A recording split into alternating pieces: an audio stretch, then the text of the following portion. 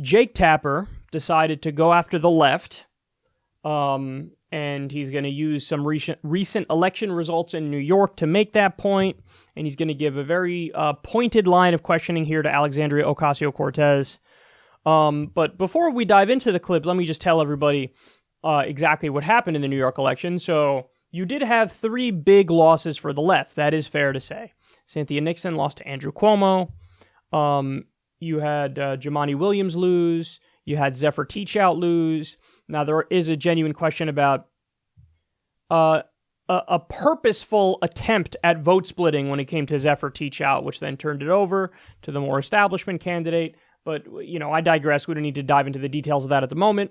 There are allegations of, some voter fuckery going on in New York, as there's almost always is the case in New York. I mean, I'm a New Yorker, and every election there's talk of that, and I've even seen some of it firsthand in the 2016 primary when an independent was turned away. He was a kid who was there to vote for Bernie Sanders, and sorry, you're not registered as a Democrat in the Democratic primary, we're going to turn you away. And this is the effect of having closed primaries. But there's other kinds of fuckery too. It was widely reported. But again, I digress from that. We don't need to dive into it. Now, Jake Tapper is going to miss half the picture here, though. Because while it is true there were 3 big Democratic losses, there were also about 5 big Democratic wins. And when I say Democratic, I mean left-wing, populist left wins. So I'll give you more on that after the clip. It'll be touched on in this clip as well. But let's take a look, and then I have a lot to say about Tapper's line of questioning. You endorsed progressive candidate Cynthia Nixon in the Democratic primary for governor of New York. She lost on Thursday to Governor Andrew Cuomo by a whopping 31 points. Now, I know progressive candidates have had plenty of other victories, including yours, but Governor Cuomo said that your progressive wave was, quote, not even a ripple. He called your primary win a, quote, fluke, and he asked on Friday, quote, where was that effect yesterday? What's your response to Governor Cuomo? Well, I mean, I always take I'm always down to go toe-to-toe sometimes, but I think when you actually look at the numbers that we focused on, every single down-ballot progressive candidate in my district, New York 14, won. New York had a profound tidal change, really, in the Democratic Party. 1 out of every 5 Democratic senators got replaced on Thursday night. And the path to eliminating the IDC was through New York 14 in my district. So I'm proud to say that every single locally endorsed candidate that we mobilized for won our election. Right. Cynthia Nixon did a phenomenal job. She lost your district by 30 points. Right. But we focused on our local candidates and we focused on the legislatures. But, I think that what she did was that she centered a lot of phenomenal issues. She centered racial justice. She centered criminal justice reform. She centered the legalization of marijuana, single-payer health care. And a lot of down-ballot candidates benefited from that. And what I also look forward to moving forward is us rallying behind all Democratic nominees, including the governor, to make sure that he wins in November. Your platform has called for various new programs, including Medicare for all, housing as a federal right, a federal jobs guarantee, tuition-free public college, canceling all student loan debt. According to nonpartisan and left-leaning studies friendly to your cause, including the Center on Budget and Policy Priorities or the Tax Policy Center, the overall price tag is more than $40 trillion in the next decade. You recently said in an interview that increasing taxes on the very wealthy plus an increased corporate tax rate would make $2 trillion over the next 10 years. So where's the other $38 trillion going to come from? Well, one of the things that we need to realize when we look at something like Medicare for all would save the American people a very large amount of money. And what we see as well is that these systems are not just pie in the sky. Many of them are accomplished by every modern civilized democracy in the Western world. The United Kingdom has a form of single-payer health care. Canada, France, Germany. What we need to realize is that these investments are better and they are good for our future. These are generational investments so that they're not short-term band-aids, but they are really profound decisions about who we want to be as a nation and how we want to act as the wealthiest nation in the history of the world. Right. Now, I get that. But the price tag for everything that you've laid out in your campaign is $40 trillion over the next 10 years. Mm-hmm. I understand that Medicare for all would cost more to some wealthier people and to the government and to taxpayers while also reducing individual healthcare expenditures. But I'm talking about the overall package. You say it's not pie in the sky, but $40 trillion is quite a bit of money. And the taxes that you talked about raising to pay for this, to pay for your agenda, only count for 2. And we're going by left-leaning analysts. Right. Well, when you look again at how our healthcare works, currently we pay much of these costs go into the private sector. So what we see is, for example, a year ago, I was working downtown in a restaurant. I went around and I asked how many of you folks have health insurance. Not a single person did, because they would have had to have paid $200 a month for a payment for insurance that had an $8,000 deductible. I'm assuming I'm not going to get an answer for the other $38 trillion, but we'll have you back and maybe we can go over that. But I do want to ask you about some breaking news here because... Okay, so I'm going to get to the Jake Tapper questions in a second, but first let me just touch on the New York point. So, yes, it is true that there were 3 big left-wing losses, but the wins are as follows. Working Families Party candidates Alessandra Biaggi, Jessica Ramos, Rachel May, Zelnor Myrie, John Liu, and Robert Jackson won their races for state senate in New York, virtually sweeping the turncoat IDC caucus. So for those of you who don't know, and I don't blame you if you don't know, because this is just a New York thing, the IDC is the Independent Democratic Conference, and they're basically Democrats who vote with Republicans. I mean, that's the best way to describe it, the most simple way to describe it. This is the group that Cuomo made a deal to basically turn control of the Senate over to this group, and they get to stonewall whatever progressive legislation he brings up. So he's parading around the state going, yes, free college for everybody. And then when it doesn't get through, he turns around and gets to go, the IDC, the Democrats who caucus with the Republicans, and that's why it's not me, it's them. Well, then why did you help turn power in the Senate over to them? So while we had the 3 big losses, the IDC was wiped out.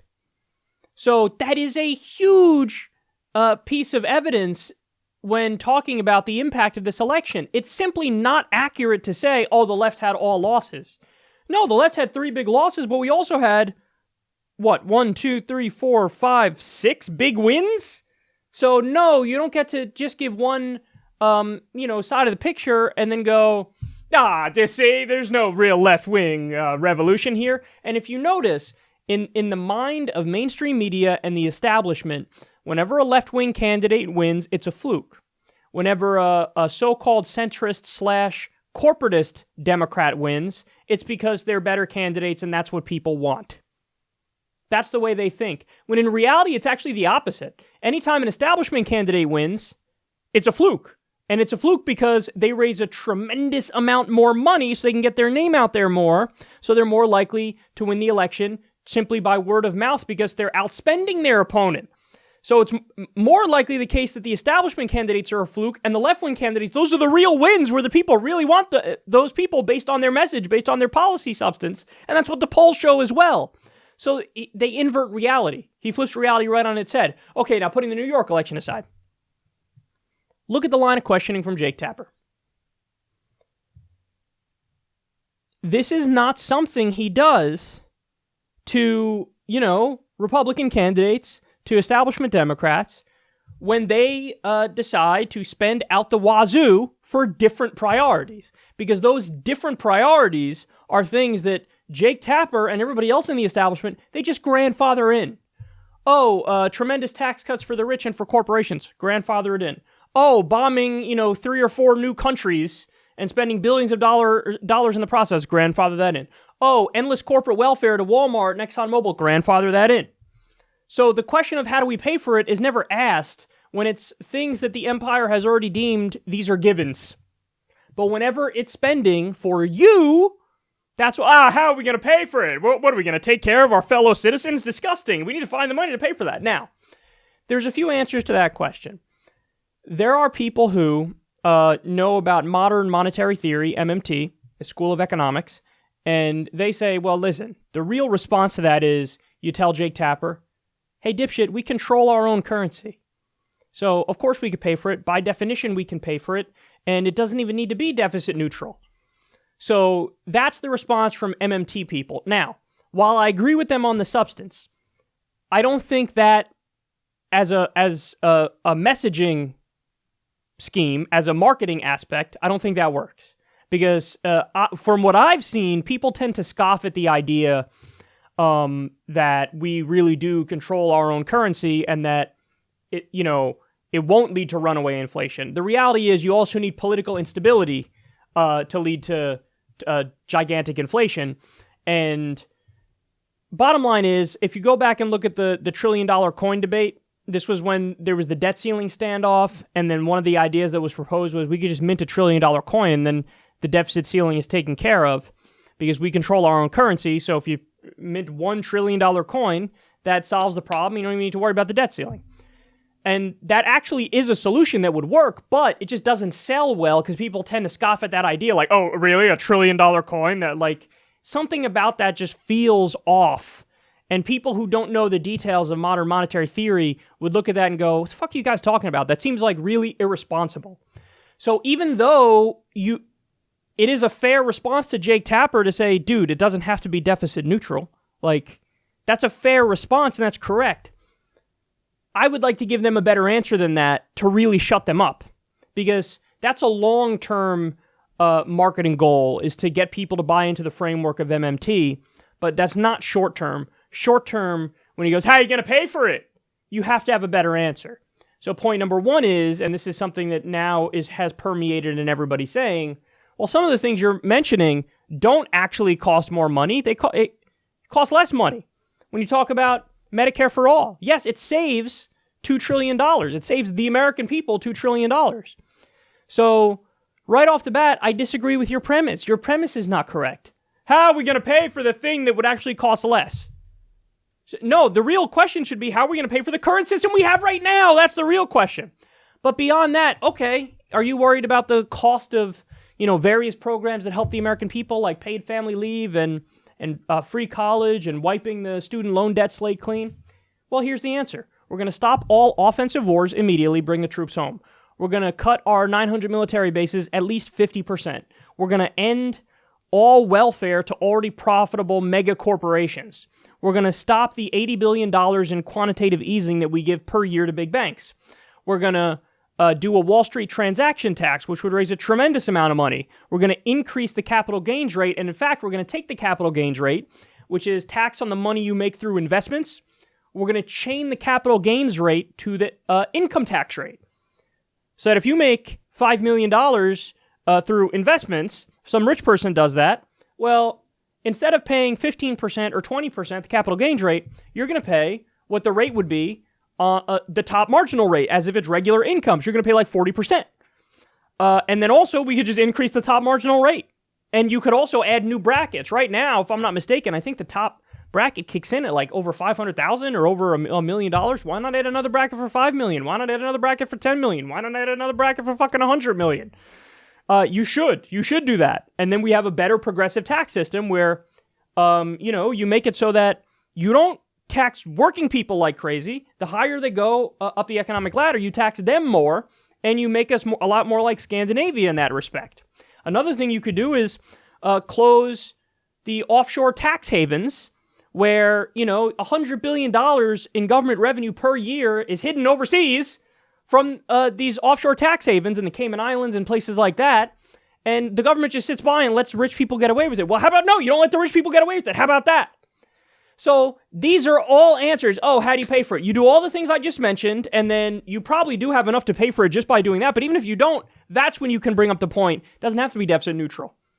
Just like the Republicans did a massive tax cut for the rich, added it to the deficit, and then turn around and go, whoa, what do you mean? This is fine. We're allowed to do this. We prioritize the tax cuts, so we're allowed to do it.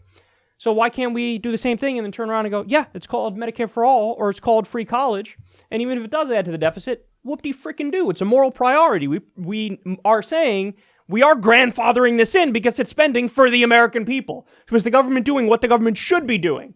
But having said all that, given what I just said to pay for it, I think that'll be more than enough to pay for it. Never mind realigning current priorities that we already have, where we spend, too much money on certain things. So it's that's how you answer that question. But the thing is, Jake Tapper's line of questioning says everything. Listen, guys, when it comes to messaging, oftentimes it's not in the answer, it's in the question. And the question is, let me repeatedly and viciously, go pedal to the metal, full speed ahead, trying to frame it as, if you agree with these priorities, you're a dumb, pie in the sky, unicorn, fairy dust, not realistic lefty. That's the framework. That's the underlying message. Now, he might try to, say, oh, that's not the case. I'm just trying to do my job. But again, I submit to you, look at how he frames questions against corporate Democrats. Look at how he frames questions against Republicans. Look at their spending priorities and his lack of questioning. And then look at how he frames it when it's the left, and you'll see exactly where his priorities lie. And we already know this because he's the guy who did the non-fact check, the bullshit fact check, that got ripped on Medicare for All. And everybody's like, this is totally inaccurate. So he does like a little tweak to it, but then they repost it and it's still largely bullshit. And by the way, the heart of that so-called fact check was, Bernie says this would save the government money, and it doesn't save the government money, talking about Medicare for All. But Bernie didn't say that. Bernie said it would save the American people money, which is true. So it wasn't even a fact check. It was just fucking propaganda done on behalf of the for-profit health insurance companies. And he went to the Koch-funded so-called researchers and asked them, hey, do you agree with Bernie Sanders? That's not a fact check, Jake. You're supposed to fact check not just Bernie, but you're also supposed to fact check the people who did the research, because maybe they have a conflict of interest and they got, say, I don't know, Koch brother fucking money, you dumbass. And that's what happened.